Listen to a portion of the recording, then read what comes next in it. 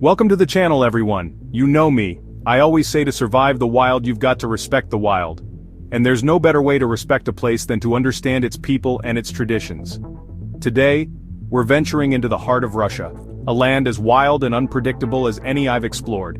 We're diving deep into the heart of Russia to explore some of its most extreme and fascinating traditions.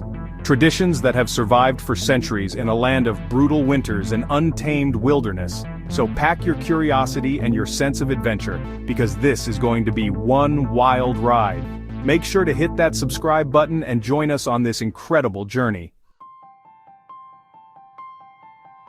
Russia, my friends, isn't just a vast land of icy plains and towering forests. It's a place with a history as deep and as powerful as a Siberian tiger. For centuries, the people of this land have forged traditions as tough and enduring as the environment itself. We're talking about traditions passed down from generation to generation, from the fiery spirit of ancient Slavic rituals to the grandeur of the Tsarist era.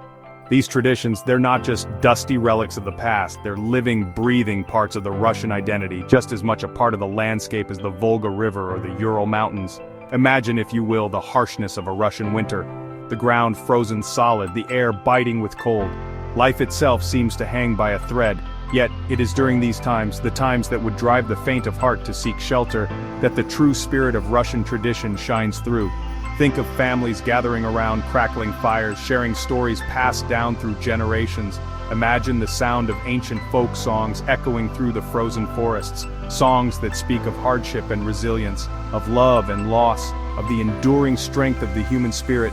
These stories, these songs, they're not just entertainment, they're survival tools, passed down from one generation to the next, teaching valuable lessons about respect for the land, for the seasons, for the very forces that govern life itself. And it's these traditions, these threads of history, that we're going to unravel in this series. We're going to see how the spirit of Russia, much like the fire that warms a Siberian home in the depths of winter, refuses to be extinguished. So, buckle up, my friends. We're about to embark on a journey through time, a journey that will take us to the heart of what it means to be Russian. Hold on to your ushankas, because we're about to experience the riotous fun of Maslenitsa. This ancient Slavic festival is all about saying goodbye to winter and welcoming spring, and trust me, they don't do things by halves in Russia. Imagine a week-long party, the air thick with the smell of wood smoke and something absolutely delicious. That, my friends, is the aroma of blini, thin, pancake-like delights that are the heart and soul of Maslenitsa. These aren't your average pancakes, mind you. They're symbols of the sun, returning to warm the land after a long, cold winter. Now, surviving Maslenitsa is a feat of endurance in itself.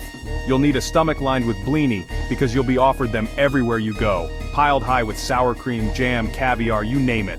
Remember, refusing food is a sign of weakness, so pace yourself, and remember, when in Russia, do as the Russians do. But Maslenitsa is about more than just feasting. It's about embracing the elements. Think epic snowball fights, where entire villages erupt in a blizzard of laughter and snow. Think daring displays of strength and agility, as men and women test their mettle in traditional games. And then, just when you think the fun can't get any wilder, comes the grand finale, the burning of Lady Maslenitsa. This effigy, a symbol of winter, is set ablaze in a spectacular bonfire, sending sparks flying into the night sky. It's a powerful symbol of renewal, of casting off the old and embracing the new. Maslenitsa, my friends, is a true test of your mettle, a celebration of life, warmth, and the enduring spirit of the Russian people. Deep in the heart of the Russian soul, you'll find the banya, a tradition so integral to the culture, it's practically a rite of passage. Imagine this: a small wooden structure, nestled at the edge of a frozen lake, smoke curling from its chimney. Inside, the air crackles with heat, the scent of cedar wood and birch leaves filling your lungs. This, my friends, is the banya, the Russian sauna, and it's about to push you to your limits. Now, the heat in a banya is unlike anything you've ever experienced. It wraps around you, seeps into your pores, and chases away any lingering chills. But the real test comes when the venik comes out. This bundle of birch branches soaked in hot water is used to gently whip the body, stimulating circulation and releasing toxins. Trust me, a good thrashing with a venik will leave you feeling like a new person, invigorated and thoroughly cleansed. But the real adventure begins when you emerge from the sweltering heat of the banya and plunge into the icy depths of a nearby lake. That's right, a true banya experience involves shocking your system with a blast of freezing water. The shock is intense, exhilarating, and surprisingly addictive. You'll gasp for air, your heart will race, and you'll feel more alive than you ever thought possible. It's no wonder Russians swear by the banya's health benefits. It's like hitting the reset button on your body and soul. The banya is more than just a sauna, it's a social gathering place, a place to unwind, share stories, and connect with friends and family. It's a tradition that has endured for centuries, and once you've experienced the invigorating embrace of the banya, you'll understand why. As the summer solstice approaches, a primal energy crackles in the air. The days are at their longest, the nights at their shortest, and the ancient traditions of Ivan Kupala night come alive across Russia. This is a time of magic, of mystery, of ancient rituals that celebrate the earth's fertility and the triumph of light over darkness. Imagine, if you will, a midsummer night's dream brought to life. Bonfires blaze brightly, casting flickering shadows against the trees. Young men and women, adorned with wildflowers, dance around the flames, their laughter echoing through the night. This is Ivan Kupala, a night where the veil between the real world and the spirit world is at its thinnest. One of the most daring traditions of Ivan Kupala is the search for the fern flower. Legend has it that this mythical bloom, said to blossom only on this one night, holds the key to untold riches and happiness. Brave souls venture into the dark forest, their hearts pounding with a mixture of fear and excitement, determined to be the one to find the elusive flower. But be warned, the forest on Ivan Kupala is a place of enchantment, where spirits roam freely and anything is possible. You might encounter mischievous wood sprites, alluring water nymphs, or even the legendary Baba Yaga herself, a fearsome witch who guards the forest's secrets. As the night wears on, the energy reaches fever pitch. Young couples, hand in hand, leap over the flames, their love tested by the fire's heat. It is said that if their hands remain clasped, their love will last a lifetime. Ivan Kupala night is a time for embracing the unknown, for celebrating the magic that surrounds us, and for connecting with the ancient rhythms of nature. As the first snowflakes fall and the world is cloaked in a blanket of white, Russia prepares to celebrate Christmas, but not as you might know it. This is a Christmas steeped in tradition, a celebration that has survived centuries of change, a testament to the enduring faith of the Russian people. Forget about December 25th, my friends. In Russia, Orthodox Christmas falls on January 7th, according to the Julian calendar. And while the rest of the world is taking down their decorations, Russia is just getting started.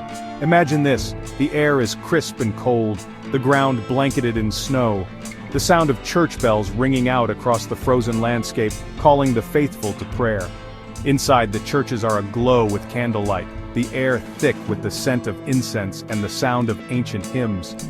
One of the most iconic traditions of Russian Orthodox Christmas is the appearance of Ded Moroz, or Grandfather Frost. Accompanied by his granddaughter Snegorochka, or the Snow Maiden, Ded Moroz travels the land in a magical sleigh pulled by 3 horses, delivering gifts to good children. But unlike Santa Claus, Ded Moroz doesn't just pop down the chimney. Oh no, to receive a gift from Ded Moroz, children must earn it. They sing songs, recite poems, and even dance for the chance to receive a special treat. Christmas Eve is a time for fasting and reflection, culminating in a traditional meal of 12 dishes, each symbolizing one of the 12 apostles. The highlight of the meal is kutia, a sweet porridge made with wheat berries, honey, and poppy seeds, representing hope, prosperity, and life itself. Christmas Day is a time for feasting, for family, and for celebrating the birth of Christ. The streets come alive with the sound of carols, the air filled with the aroma of roasted goose and sweet treats. Russian Orthodox Christmas is a celebration of faith, of family, and of the enduring spirit of hope that burns brightly, even in the depths of winter. So there you have it, a glimpse into the heart and soul of Russia's wildest traditions. We've braved the heat of the banya, tasted the delights of Maslenitsa, and felt the magic of Ivan Kupala night. But remember, this is just the tip of the iceberg. Russia is a land of endless discovery where ancient customs and modern life collide in a whirlwind of adventure. Don't forget to like, comment, and subscribe for more travel adventures. See you in the next video.